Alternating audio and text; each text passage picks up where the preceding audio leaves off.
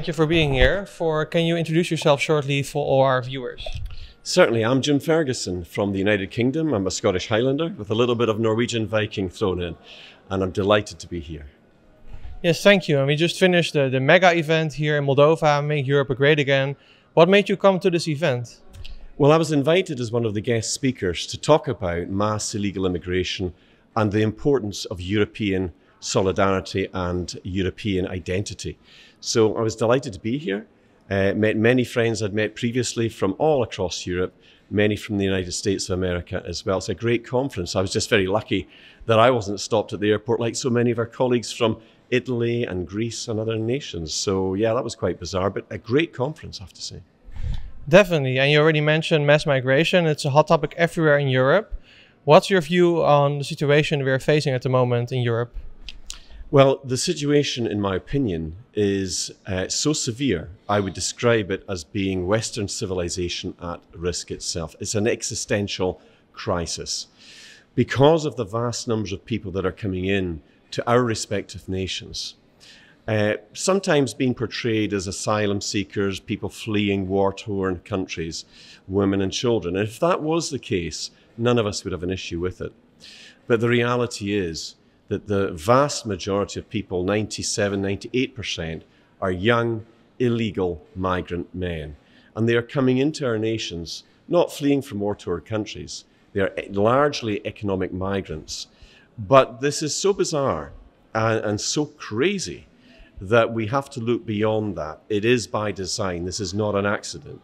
There is a purpose to this. The United Nations are involved. Globalist institutions are involved. George Soros and his NGOs are involved. And this has been done for a particular purpose. And what's that purpose? Well, ultimately, when you look at it from a strategic point of view, you step back and you say, well, why is this going on? It doesn't make sense. Why would they do that? Well, the real answer is this. The globalist institutions want to consolidate power. And national, patriotic, sovereign countries are a principal obstacle to their global ambitions. They want a one world order. They sometimes refer to it as the rules-based order. But it's a one world government that they seek to create and run themselves. And national governments that have a strong national patriotic identity are a huge obstacle to that. So what we're witnessing with mass illegal immigration coming into the Netherlands, coming into the United Kingdom, to Ireland, France, Germany, and all these different places, is done quite deliberately to destabilize and weaken those nations from within. And they're being encouraged to come in. So for example, when they come into Ireland or the United Kingdom or these other nations, they're given cash handouts, they're given free medical care, they're given housing and accommodation in preference to the natural indigenous populations, which is causing a lot of resentment. And once again, the globalists are masters at causing division. So they're creating a lot of ill feeling, pressure on housing, pressure on healthcare, pressure on education. And it's causing a great deal of instability. And I came here to talk about these issues. And I've been traveling extensively over the last 3 months, but over the last 2 years across Europe, the United States, Canada, Italy, all over the nations, to talk about these issues and to raise awareness of it, but more importantly, talk about the solutions. And that's what I was doing partly today. That's the $1 million question, right? I think a lot of people in all our countries in Europe, they want less illegal immigration. So what can we do as people to stop this? Well, quite recently, and over the course of probably the last year, I've been back and forth to Ireland, the Republic of Ireland, in the south, extensively on marches, talking to different politicians and groups. And about 3 visits ago, I met with some Irish patriots in Kinnity Castle, which was a beautiful place. And they said, look, would you come and facilitate a series of meetings to unite the Irish patriots? And the reason they chose me to do that was because I'm not Irish. I have no, what we call skin in the game or no previous affiliations to any other national groups. I am, though, a Scottish Highlander, which means that the Scots and the Irish and the Welsh were all part of the Celtic nations. So we have similar music, so similar language, history, similar traditions. But because I had no prior affiliations to any other Irish groups, they thought if they take me in as a neutral, independent person to help facilitate these meetings, it would help. And we met about 3 weeks ago for the first really historic meeting. And there was a number of different groups that are reasonably fractured in Ireland. And instead of concentrating on the divisions, we focused on the things that we could all agree on. And that worked incredibly well. We had a very, very positive start. And I'm looking forward to going back. So once I receive a mandate, I will then see it through to its conclusion. And we're going to build a powerful alliance across Ireland. And it's important to note that Ireland is at the epicenter of this. And let me give you maybe a short explanation as to why.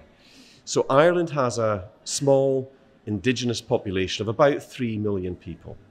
But over the course of the last 4, going on 5 years, that population has increased by a further 3 million people. And it's not women and children.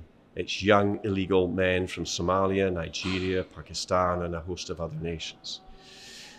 So if you take out the women and the children and the elderly, the young Irish men are seriously outnumbered now in their own country.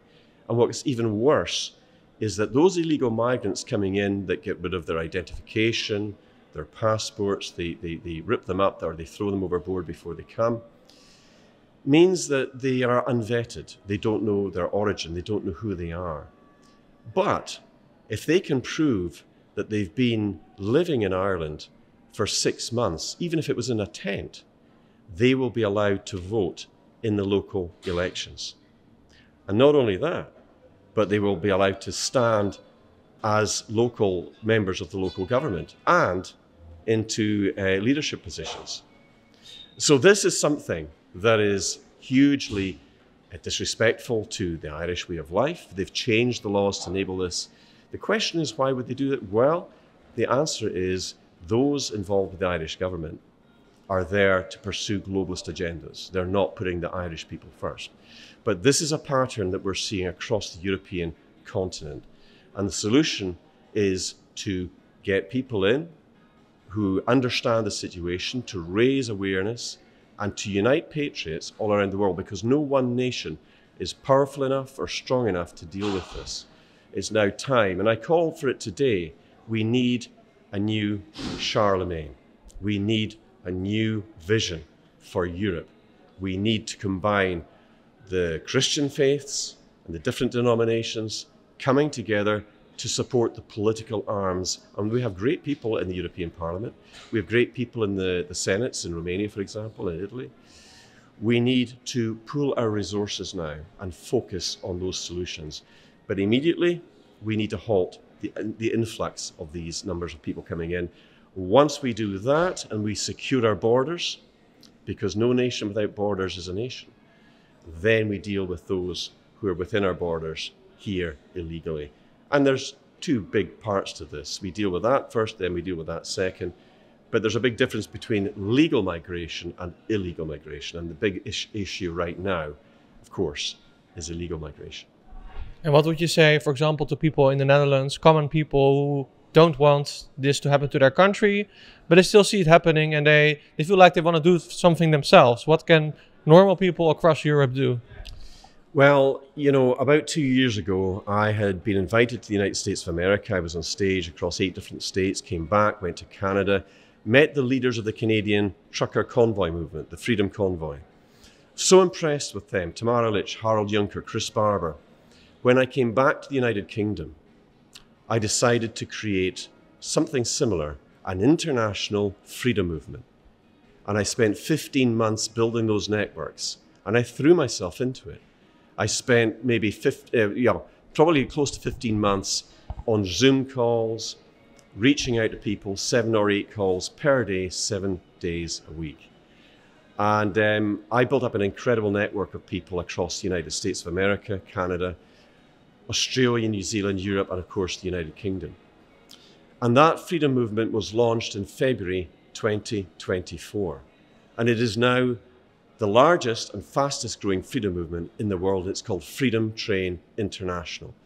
The website is freedomtraininternational.org, and people can go there. They can support the work that we're doing. There is a wealth of information there. We're not just talking about the issues, we're providing real solutions to people. And they can help to fund that, they can help to be part of that. But more importantly, we're teaching people what to do in preparation for whatever the globalists might try to do next. So there's a real preparation of getting people ready. And we have a motto in Freedom Train International, and it's called, don't be scared, be prepared. Understand what's happening.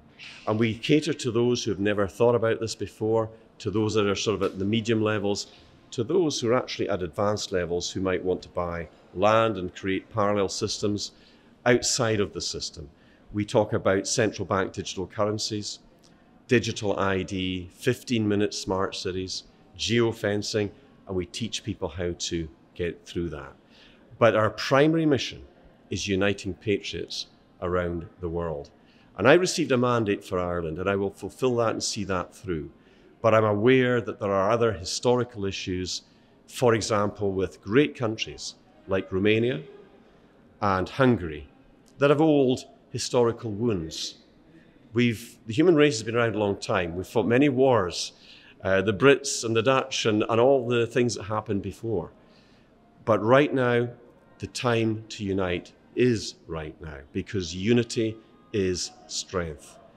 And if I receive a mandate to help other European nations to raise the bar and to come together and to, instead of focusing on the differences, to unite on the common ground, then I'm only too happy to do that, because they're great nations. And if they could settle their differences, historical differences, there's not so much happening at the moment in terms of differences, but getting people around the table and to unite, to create a powerful alliance. The AUR, for example, is a great alliance. We strengthen those alliances, or we create new ones wherever necessary. But right now, it's time for a new Charlemagne, a new dawn for Europe, to protect our identity, our faith, our culture, our history, our heritage, and our future. Thank you so much for this interview. My absolute pleasure. Thank you.